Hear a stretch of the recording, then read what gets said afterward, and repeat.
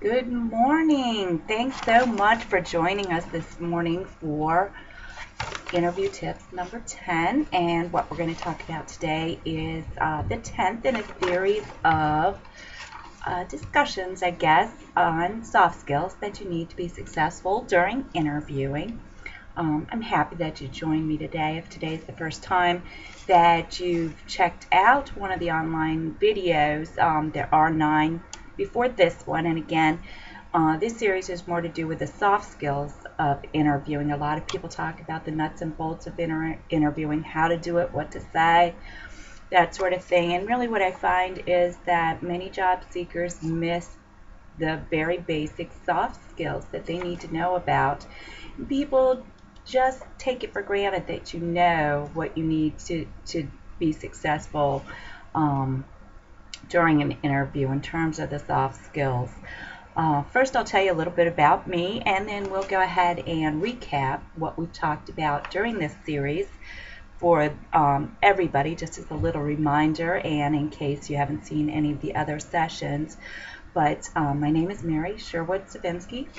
I'm an occupational consultant. I help people find jobs, keep jobs, get better jobs. Love to help people with their career planning. I don't think we do enough of that. I think many of us get a job and are so happy that we think that's enough. And really, in today's economy, it's just not. People are getting laid off. Companies are shutting down, going out of business without notice often. So I really do recommend you think about career planning. If you need help with that or your resume or interview practice, I'm here for you.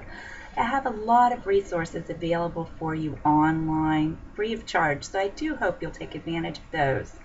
You can check out my blog to get started, jobsearchfortherestofus.com. A lot of free resources, articles, tips, links to other sites where you can get information that will help you in your career planning and job searching. So please, again, take advantage of that. For more information about me, my company, and some of the services I offer, you can visit my main website, which is life-works.info. I do have some free resources there as well for you. If you have any questions or if you're not sure if I can help you, just shoot me an email. I'll be happy to get right back to you and let you know I can help you. A lot of times if I can answer a quick question, there's no charge for that sort of thing. If you might need something that I need to charge you for, I would let you know how much and have been known to negotiate too if need be. I try to keep my prices for services reasonably priced so that it's affordable for most folks, I find. So again, just reach out, send me an email, lifeworks@mail.com, and I'll be happy to get back to you and let you know if I can help you. If not, I may know somebody who can or be able to point you in the right direction for a free resource even. So don't be afraid to ask if you have a question or, again, you're just not sure. Now, just to recap, we have talked about 9 other tips for interviewing, soft skills that you need to be aware of and mindful of during an interview. And some of those are practicing or really over preparing for an interview, which you can never do too much of. Taking notes. It's important to take notes during an interview and bring a couple notes to refer to as well to keep you on target. Make sure to wear appropriate and comfortable clothing. We talked a little bit about that. Visiting the location the day before the interview is very important for a number of reasons, and that we covered in a previous session as well. Relax. Don't try to cram the night before the interview. By that point, you should be well prepared for the interview and shouldn't have to stay up all night preparing for the interview. That's not going to help you too much anyway, any more than it did when you were in school, I'm sure. Breathe during the interview. It's important to breathe, not only to keep your brain cells active and awake, but also to help avoid saying So you can use breathing as a technique to avoid saying during the interview. It's important to remember how to smile. We spent an entire session talking about why that's important. You want the interviewer to leave the session with a good feeling about how pleasant it was to spend time with you. And a smile is a real quick and easy way to do that. Last session we talked about the importance of asking questions, and I gave you a couple of tips for some questions that you can almost always ask during an interview, and also a little bit about how to think about what questions to ask so that you are prepared to ask at least a couple of questions during the interview to communicate how interested you are in the position and the company. That's important as well. So let's see. Body language, it communicates a lot more than we even think about it. I think that most people are aware that even from infancy, we recognize a smile, a frown, whether somebody's angry and that sort of things very early on. Body language, though, goes beyond the face and can really send some subtle messages that I don't think everybody is as aware of or as knowledgeable about as the facial expressions that we all are more familiar with. So you really want to pay attention to what your body and your arms and your legs are communicating to the employer during an interview, and be mindful of what message you're sending there non-verbally as well as what you're saying during the interview, which is of course also very important. Now, we did spend a whole session on smiling, but that's a large nonverbal that you do want to remember to do. You might have to remind yourself to do it during the interview because you may be nervous and you may even be have a nervous tick. Maybe just closing your mouth like that or biting your lip or something. You don't want to do that. That will send the wrong message. So, instead practice smiling occasionally. Remind yourself to smile. That'll put the interviewer at their ease too. A lot of interviewers are not great interviewers. They aren't often comfortable during an interview. Maybe they're new at it. So if you smile, it'll put them at their ease, and at the very least, they'll leave the interview feeling like, you know what, Joe was a pleasant person to interview. And they may not be able to say that or even put their finger on it, but it's just going to be another thing that will add up in your favor during the course of the interview, whether the employer will be able to verbalize that or not. All these little things that you can do during an interview will add up and will work in your benefit. Make good eye contact when you're in an interview. Don't look down at your papers too much or at the floor or at the wall behind the interviewer.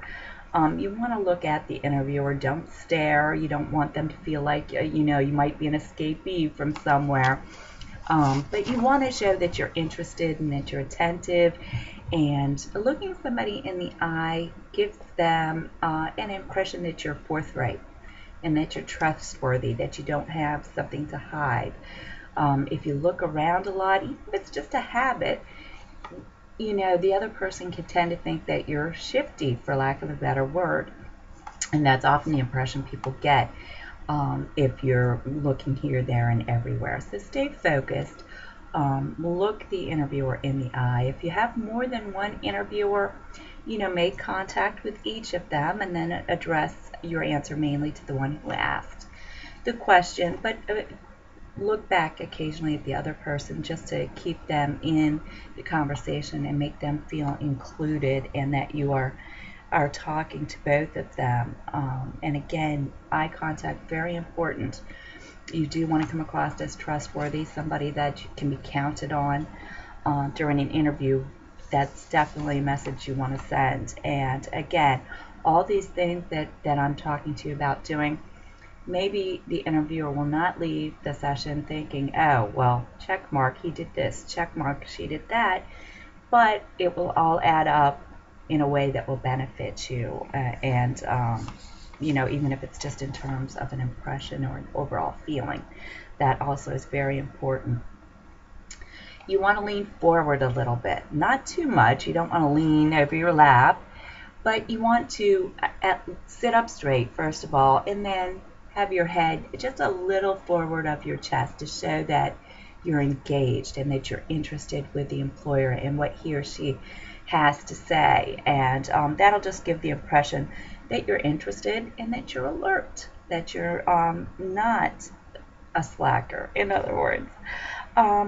And you may want to practice this a little bit just in your everyday conversation or interaction with other folks well prior to the interview, so that you do get comfortable having that kind of slightly forward lean to show that you are interested, and so that you feel comfortable, because you do want to feel comfortable during the interview. That's also very important. So the more you practice ahead of time, you'll almost get in the habit of it, and that'll be a good habit, and you'll feel very comfortable when it gets to be time for the interview. So practice ahead of time. Again, don't lean too far forward. You'll not only feel probably a little uncomfortable, but it may be interpreted as maybe you're a little pushy. So you don't want to go too far forward, just a little bit, just enough to show that you're engaged, actively listening. Crossing anything, even your legs, really does send a message that you're closed off and that you're not willing to communicate or to let somebody in. And the employer wants to feel like, you can be part of the team and that they can interact with you and that information can flow both ways. When you cross your arms or cross your legs, it sends a message that you're closed off and that you're not open.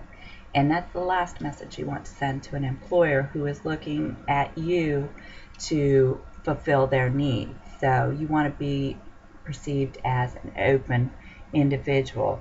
So again, you want to sit up straight. You want to put both of your feet on the floor. Rest your arms lightly in your lap or on the arms of the chair, but don't cross them. And some people do that by habit. I mean, I know a lot of men of a certain generation, a couple before mine, I think, but usually a little older, that have a tendency to stand or sit with the arms crossed.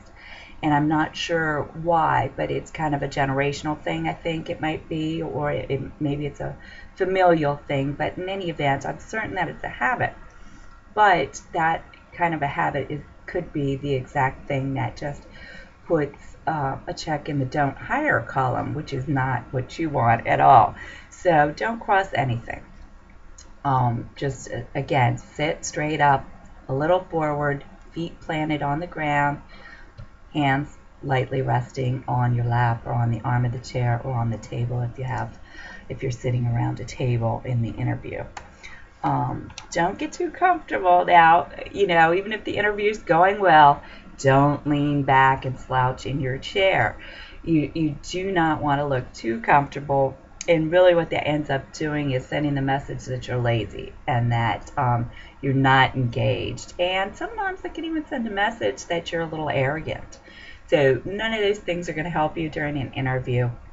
So really practice hard with your posture, sitting up straight, not slouching back, not leaning too forward, and again, not crossing anything.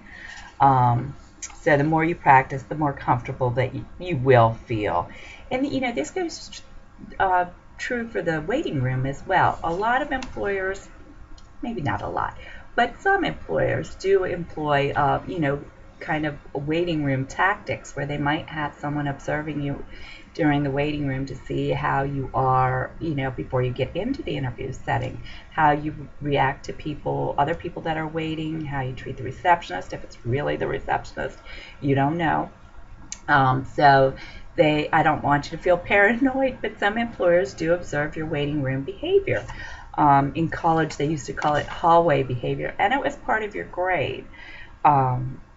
I was in psychology. I don't know if they do that in history or anything else. They might, though. They should, perhaps.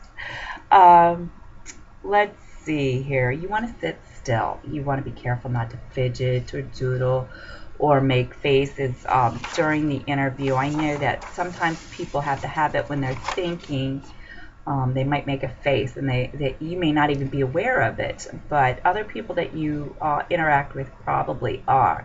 So practicing in person with somebody is very important. If you can find a friend to practice with to start with, that would be awesome. It doesn't even have to be in the same room. You can use Skype, FaceTime, Google Hangouts. I use all those things to practice with my clients, and it works very well. I can see their facial expressions and how they're sitting and how they're dressed, how they walk into the room, and give some real concrete feedback on those kinds of things.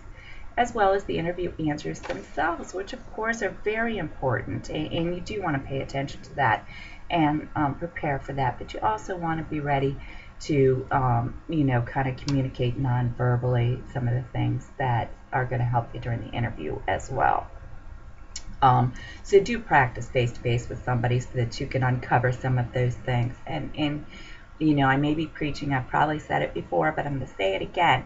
Don't wait until the day before your interview to practice in person or on Skype or something with a friend or a family member or a career coach. It's not going to help you that much. You're not going to have time to edit and then practice, any changes to your answers.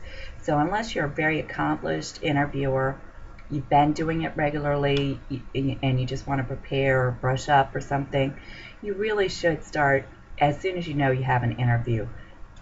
I would recommend doing a face-to-face practice session, at least with a friend. And, if you can afford it, and it's not really that much, an interview session with a career expert like myself.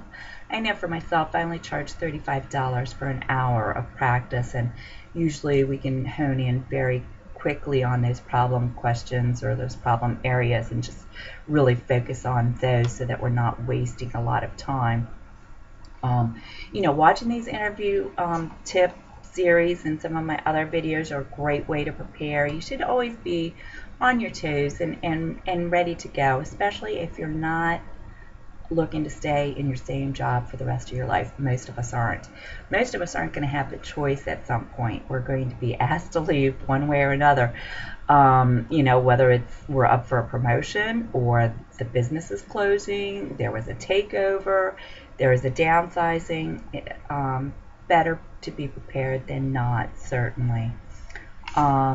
This next point is kind of amusing one, but it's very important to, don't wear too much cologne or perfume. I would go so far as to advise you not to wear any at all. A lot of our offices these days do have a no cologne and no perfume policy in their building, but for a variety of reasons. Maybe somebody is allergic to them. Maybe they have a lot of customers that come in that may, some of them may be allergic to them. Sometimes people just get a little carried away and will wear a lot of cologne or a lot of perfume. And, that can really be distracting in a workplace. It certainly would be distracting during an interview. So you want to be careful not to wear certainly a heavy scent. But again, I would recommend not wearing any scent at all. Again, it might be just one of these things where, it could end up in a yes check mark, but it could end up working against you too, and you just don't know, so why take the chance? It's hard to tell if somebody's allergic or not. I remember years ago, my best friend and I had a coworker who we dearly loved interacting with, and he was the sales rep, and we were middle managers, and forgetting that he had an allergy to colognes and perfumes, because we worked in an office setting where it wasn't typically the case. We thought it might be amusing to spray very popular young men's cologne with 3 letters. I won't give them a plug necessarily. Online all over his chair, and when he walked into his office, he had a severe allergic reaction, and we felt terrible. He didn't have to go to the hospital, thank heavens, but it was not good. He forgave us, thankfully, but I mean, you just don't know if somebody, even if you're aware that people have those allergies, you can't tell. So just don't wear any. You're safer that way, trust me. So just to recap on today's session about body language and nonverbal communication, you want to smile, put the interviewer at their ease and appear pleasant. You want to make good eye contact. That communicates that you're trustworthy and straightforward. Lean forward to show your interest, not too far, but enough to show that you're interested. Don't cross your arms or legs. That just sends a message that you're closed off. Don't lean back in your chair. That may communicate the fact that you are either lazy or arrogant. Neither of those are going to help you in an interview setting. Don't make faces, fidget, or doodle. It might communicate that you're not that interested or that you're bored. And again, not messages we want to send during an interview. And finally, don't wear cologne or perfume at all if you can help it. I mean, I really do recommend that you not wear any at all. And again, hopefully you've availed yourself of some of the other tips that I've published sessions for. Tip number 1 was preparing over preparing, actually. Number 2, taking notes and bringing notes. Wearing comfortable clothes, appropriate and comfortable, and testing them out ahead of time, which was tip number 3. And tip number 4, visit the location the day before so that you know where you're going and how long it's going to take to get there. Is it hard to find? That kind of thing. And the last one that deals with pre-interview is to relax the night before and get plenty of sleep and drink plenty of water and eat and all that good stuff. Don't try to cram for the interview the night before. It's going to be kind of too late then. Then during the interview, breathe. If you need to buy time while you're thinking, the tip number 7 dealt with maybe striking a pose when you're thinking to communicate that. If you're worried that the employer might think that you spaced out, you can always take a thoughtful pose of some sort if you have one that you like to fall back on. Tip number 8 was to smile, and we talked about that a little bit today as well, but we actually spent a whole session on just smiling and the reasons for that and the benefits and how that can help you in some other areas too. Tip number 9, ask questions. It's really important to ask questions during an interview. Again, it shows that you're interested and engaged and really want the job, and that's something you want to communicate. And today, of course, we talked about nonverbal body language and that sort of thing. So hopefully you've got some good tips out of this interview series and out of this session in particular. Again, please take advantage of my free resources online. Many of them can be found from jobsearchfortherestofus.com. That's my blog, but I have links to my videos and other resources as well. Also like to give a shout out to my friends over at gcflearnfree.org. I have a link on my blog to them because I'm a big believer in what they are doing. They provide free training on all sorts of stuff. Careers and job searching, as well as basic math, computers, Microsoft Office. If you need to bend up on any skills, check there first. It's completely free. They never try to sell you anything. Hope you did make a donation to them because it's a really good cause. They do a wonderful job there. So visit my friends over at gcflearnfree.org. They do a great job. Again, everything is free there. Free resources on my blog as well. If you aren't sure if I can help you, or if you need help, or you just have a quick question, please email me at lifeworks@mail.com. That's LIFEWORKS at MAIL.com. I'm so glad you joined me.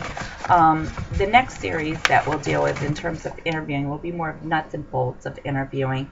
And I know you'll get a lot out of that as well. Interviewing is one of those things that is very hard for a lot of folks to do, and we all get kind of nervous because it is real important if you want a job. So good luck. I hope you'll let me know that you watch these videos, and more importantly, I hope you let me know when you got the job. Take care. I look forward to talking to you soon. And again, please take advantage of my free resources on www.jobsearchfortherestofus.com, and you can find more about me and my services at www.life-works.info. Take care and make it a great day.